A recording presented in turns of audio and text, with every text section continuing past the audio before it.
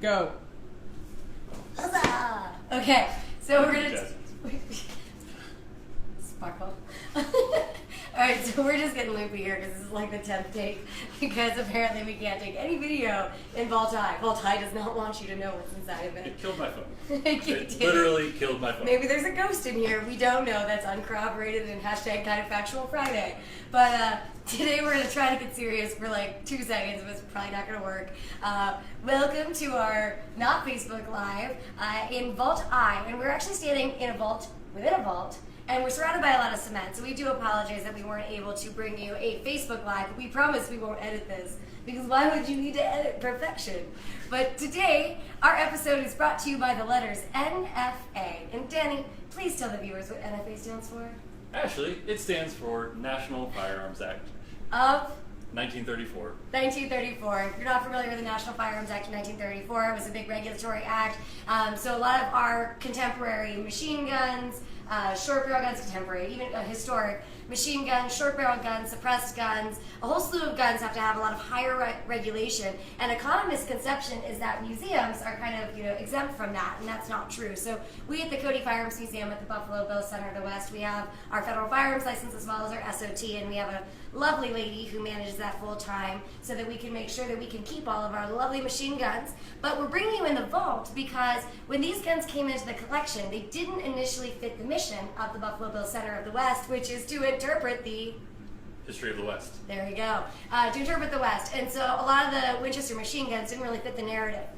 But at the Cody Firearms Museum, our mission's a little bit different. We interpret the entire history of firearms. And so we're working really hard right now to get a lot of these guns out of the vault and onto display, because a lot of these guns are so rare that they're pretty much only like mythological beings to a lot of gun geeks. And so it's really exciting that we're able to bring you in here today, even though our phones have not wanted that for you, but we're going to show you some really cool guns, and we'll post this up later. So Danny, why don't you start with a gun that is in here because of its size, not necessarily because of its designation. So the first gun we're going to talk about is this massive thing back here, and in the first couple of takes I was holding it, but it's gotten really heavy. So yeah, no, I'm not. It is a World He War filed a grievance. It was bad. It's been a rough morning. It has been a rough morning. This is a Winchester prototype anti-tank rifle designed in 1918 by Edwin Pugsley. He received a patent for it in 1919, so it wasn't built or designed in time for World War I. The war had ended. It is a bolt-action rifle in 50 BMG. 50 back then was still kind of close enough to defeat tank armor, because tanks had not gotten very heavily armored, but it would soon become obsolete as an anti-tank cartridge. An unusual feature of this gun is the grip actually works as the bolt handle. So this rotates over and pulls back to eject a spent casing. And as many prototypes do, this one has gotten pretty beat up, so this piece here is loose, and there's a nice big crack in the receiver there from testing. So very unusual design, I think I said by Edwin Pugsley, that One of my favorite people. Came out of Winchester. And until now, and until our friend Ian took a look at it, was only mentioned a few times in a couple of specific books. And Ian had said that if it wasn't for this photograph of it at Winchester and the fact that it's right here, I mean, a lot of people wouldn't even think that it existed. Fun fact. Who is Ian? Ian, I'm sorry, Ian McCullum, Forgotten Weapons. I was like, someone is talking behind the camera. Ian McCullum, Forgotten Weapons, a really good friend of ours who comes and takes apart some of our cool guns, and he explains some stuff to us, and he teaches us about a lot of our international guns, a lot of our more military weaponry that we have here, so that's kind of a cool thing that we worked out with Ian. But we're now going to open up one of the cabinets, and we have to be really careful because this space is a little bit small. You can use me for scale. It looks huge, but it's not. And then we also have to be careful because if you look up at the top, we didn't have enough room when they were building the casework, so we can't open it completely. But Danny, why don't you talk a little bit about the Lewis gun, which if you follow our Facebook page, you might have seen our executive director trying to plug it into a smart board to play a video game. Yeah, so these are some of our machine guns here. The notable one is one of our two Lewis guns. The other one is currently on display. This one is here in the vaults. They're both British-built guns. The British were the biggest users during World War I of the Lewis gun, even though it was an American design. And as we were talking about shortly before we did the video, there were a lot of American design influences in machine guns during World War I, but the U.S. didn't really carry that many into the war with them, and the ones they got weren't that great. But the Lewis gun was... That was actually the nicest way you phrased it in every take you're taking today. We've tried this a few times. So yeah, it's an air-cooled gun. It feeds from a Pan magazine on top, and it has a distinctive barrel shroud and fins behind it. Hopefully you could see when Jesse went in for a close-up of it.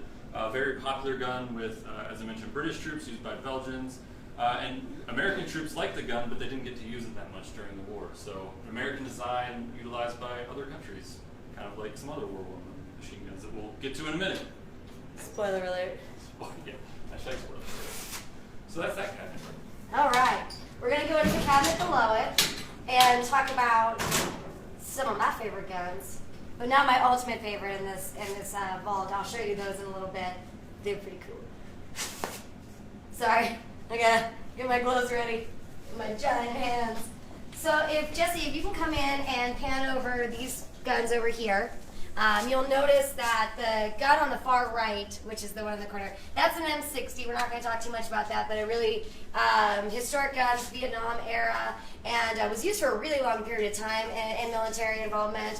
One of the things that I'd like to see is this gun go on display, because we do have a Vietnam era case. It's just not very large, and we get a lot of Vietnam veterans in, and I know that the M60, also known as the Pig, was very lovingly and hatingly carried, that's a word, carried by a lot of Vietnam veterans, and so it means something to them, and we're trying to get that one on display as long as it'll fit in the case. But the guns next to it, this row of guns, if they look like they look alike, that's because they do. And these are M1 Garand, but selective fire M1 Garands. And here, I'll pick this one up. This is our M1 Garand squad automatic weapon. And it's surprisingly light. Ian actually took this one apart and saw that it was shaved out on the inside of it, so it's not as heavy as you might think it is. But the key part to notice on this gun is the selector switch. And the selector switch is right here.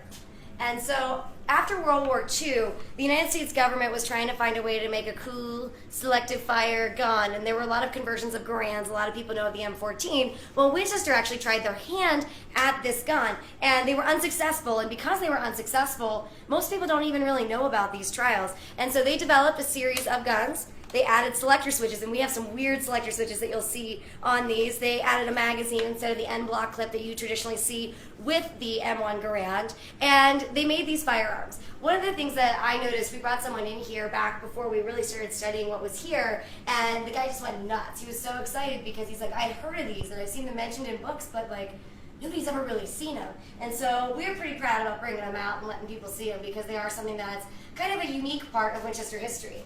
But I will show you a few more of the prototypes and show you some of the quirky selector switches that we have. Let me look at this one. This one's good. Okay. So if you'll come in right here, Jesse. This one goes from auto to full auto. You notice they just kind of scratch the selector switch in there, which I think is kind of funny. But you see that with prototypes. Yeah. You know, you didn't have to make it pretty. You just had to make it work. I guess neither of those won for Winchester in this. And there's one more that I think is kind of a riot for the selector switch. Sorry, I just laughed because our curatorial assistant, Dan Brumley, just had a phone call, which was the James Bond theme song. And here's one more selector switch you can see, semi and auto, stamped into the wood. And so, really interesting guns. Not a lot of people know that Winchester was working on this type of experiment. And, you know, one of those things about prototypes and history is some of the neatest guns you can find historically, and some of the things that can teach you the most about history are the failures and the things that didn't get picked up, because it can kind of show you the mindset of so many different designers trying to accomplish the same thing, and then why some of these things got picked up and why they didn't. That's right. So, next case. Next case. It's really fun giving tours in here because it's not very large. So we're going to come up here, and I'm not going to slam this, but we've got a really neat prototype in here. We actually got a lot of really quirky guns that we're currently trying to figure out what all of them are, but what I want to focus on are these three guns here. These are probably the best named firearms in all of firearms history. They are the WAR, the WAR, the Winchester Automatic Rifle. And these guns have a really unique story in Winchester history, in World War history, and that was because they started off as a semi-automatic, and that was when David Marshall Williams, Carbine Williams, my favorite criminal, was hired by Winchester to design. Carbine Williams was brought on to work on a Jonathan E. Browning semi-automatic prototype that was made to replace the M1 Garand. Well, Winchester got the contract for the M1 Garand. They were focusing on that. And while Marshall Williams was working on that gun, he created his G30, which was a semi-automatic that he hoped would replace the Garand. But then they realized that that wasn't going to work, so they switched their focus and they took the G30 concept, Marshall Williams' G30 concept, and they went, okay, so how can we maybe replace the BAR? With an even better acronym. And so they started working on a select fire version of it. And this is the prototype right here. It's one of the prototypes of the WAR. And this is based off of the G30 and then converted. And then these are 2 production models. But one thing that happened, and why don't we know about the WAR? It has such an interesting name. I don't know, Danny, why don't we know about it? I thought you were talking about I'm great with these rhetorical questions. Keeps ambushing me with these questions. I know. So one of the reasons you don't remember this in history is because when the war ends, this kind of, rush to develop, sometimes comes to a halt. And while Winchester then turned its focus to work on other guns, like there's selective fire Garands over here that are different than these WARs, they stopped production on this process. And so, just another piece of history, and one of the things that we want to get out, because we do actually have the prototypes of the Jonathan E. Browning semi-auto, the G30 prototypes, and now we have the WAR prototype. So I'd love to put those 3 in a row and just tell that story because it's kind of neat. And there it goes. You're done, Danny. We're kind of tired now. For you guys, this is the first time. For us, it's like the 50th. So we're going to come down here, and I'll let Danny talk a little bit about the row O Thompsons that we have, but I wanted to point out a specific Thompson. Yeah, so we have lots of submachine guns in this case, as you can see. But this one, in particular, is a little unusual, because you may notice that... Sorry, that made me really nervous. Just kind of like cowboyed that gun there. Hashtag safety first. You may notice this magazine does not quite look like a regular Thompson magazine, and that's because this one is in 30 carbine instead of the normal 45 ACP. When the government put out its request for a design for a light rifle during World War II built around the 30 carbine cartridge that eventually became the M1 carbine that we all know, Auto Ordnance redesigned their Thompson submachine gun for 30 carbine and sent it to the Army for testing. The Army's like, hey, that's kind of cool, but it's way too heavy for what we wanted, so send something else. So thanks, but no thanks. Yeah, a nice big thanks, but no thanks. And we have this prototype version of it, which is really cool. And on this side, as I do that again, you'll notice serial number 1 just kind of carved in there. Again, a theme among our prototypes. Doesn't have to look that great, it just has to work. So. I totally didn't scratch that in there. No. That was not us. That was not us. We did not do that. So, well, at least we didn't do that. One other really unusual gun. Oh yeah, he's getting it out because I hate getting it out. This is our Parisa. This is a really quirky gun. It was developed in 1914 in Italy. It was originally intended for aircraft use, but was quickly rendered obsolete. And it was fixed and remodeled and done in a lot of different ways so that it could be used for ground warfare.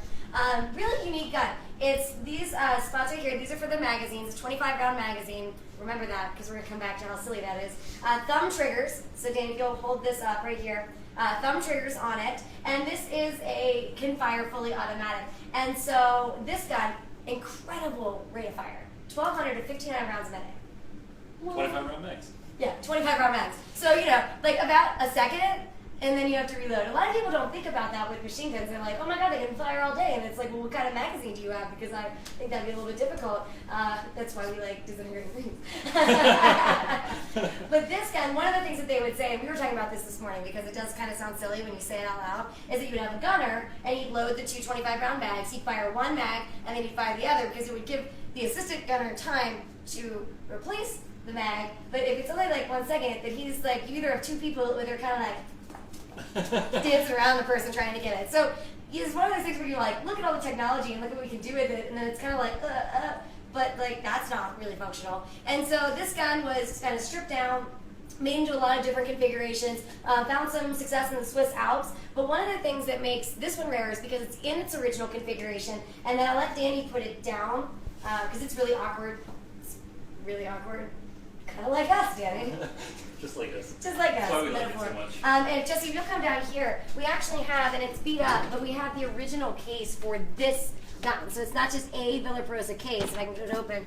And it's got all of the spare mags and cleaning parts and springs and barrels. I mean, it's incredibly rare to have one in the original configuration, but then to also have something with the original case. I feel like Geraldo Rivera right now. And then we're going to look into this box. Sorry.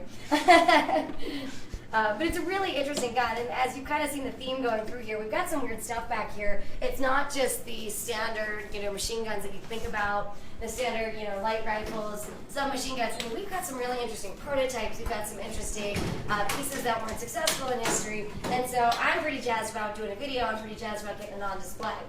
We'll open this case, so Jesse has to step and hopefully not trip and die on the lights. Oh, that's the other thing. We've done like 50 takes, but also when we came into the vault today, our lights were going out, so we had to get a little creative with the lovely camera lights. Mood lighting, Jesse, you should probably come around as I... Jesse, if you'll come over this way, we'll do the vault eye shuffle.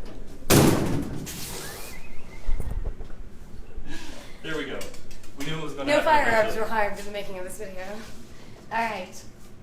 So we have, probably most noticeably on the camera right now, is we have a trio of German MG 08-15 Maxim guns. The Maxim gun, one of those American-designed machine guns by Hiram Maxim in the late 1800s.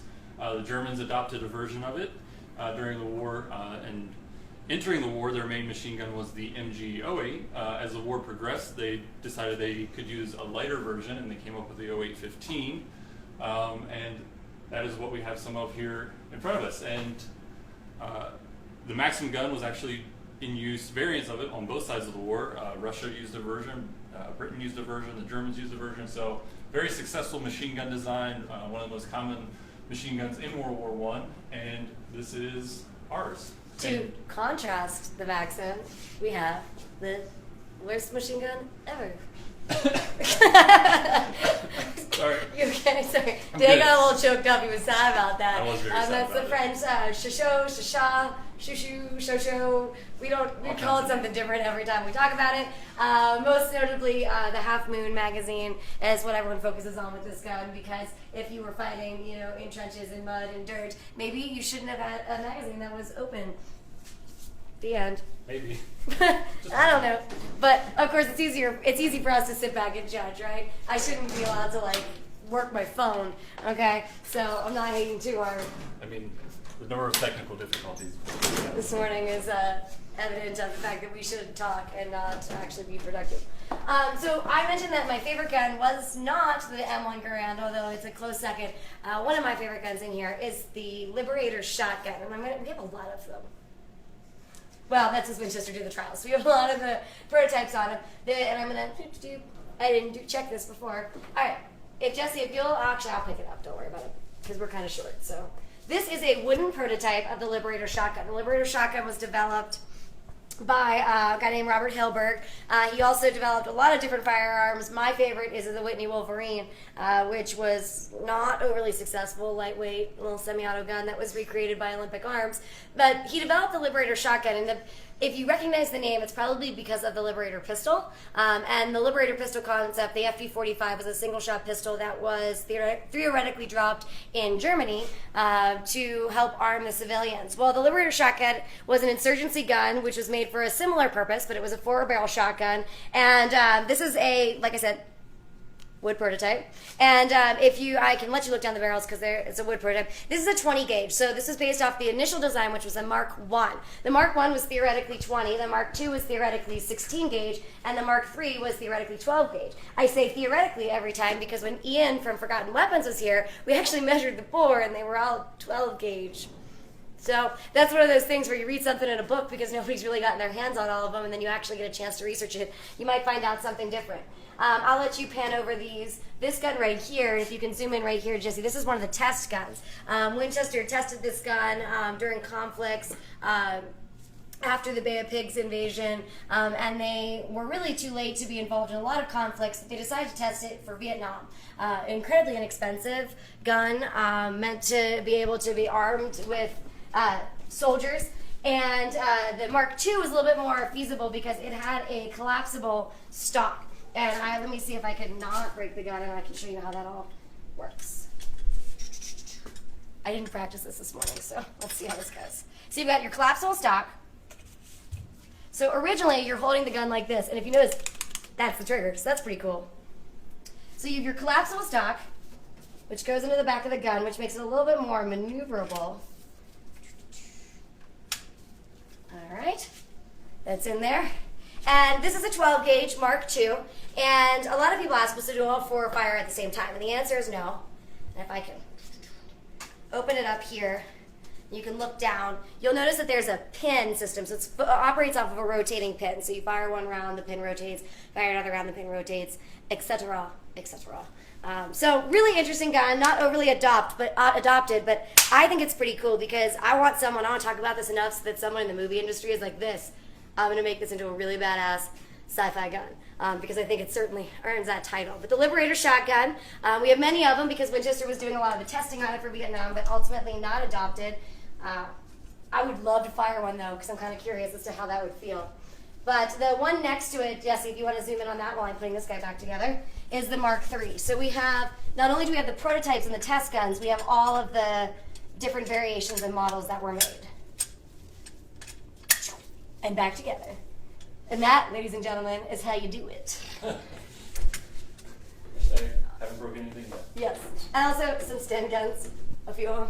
Some of them. Just like, look at it, it's cool. For you and your 5 best friends. All right, we got 2 more drawers to go into. I'll let Danny talk a little bit about the VAR. All right, guys, so we're going to go up here and try not to totally block out all of our light. Yep, we're going to do that. So, pull one down and talk about it. Oh, good. These are things the curator can't do. This is why we hired Danny. So, one of our VAR rifles, as you can see, we have several behind me here. Winchester actually received a contract for these during World War I, and they produced close to 50,000 of them, and a few of them did make it overseas in time for the end of the war. Sorry, there's chatter going on behind the camera. No big deal. Yeah, it's a very iconic American firearm designed by John Browning, and originally designed in World War I, used widely in World War II as well, adopted by a few different countries who tinkered with the design some. This is our American version, notable for not having its bipod or anything else. This is the early model of the BAR. So yeah, and we have another cool version, which I'll leave up here, and maybe Jesse can pan to, but it's actually a training gun for soldiers going into the conflict, and you can see it's cut away, the magazine's cut away, the receiver, the stock, all the parts are exposed, and this gun was actually used for training during the conflict. So pretty neat example of a BAR. We also have the sample upstairs in the gallery. That's right. In our Winchester gallery. Actually, I lied. It's called the Owen Gallery.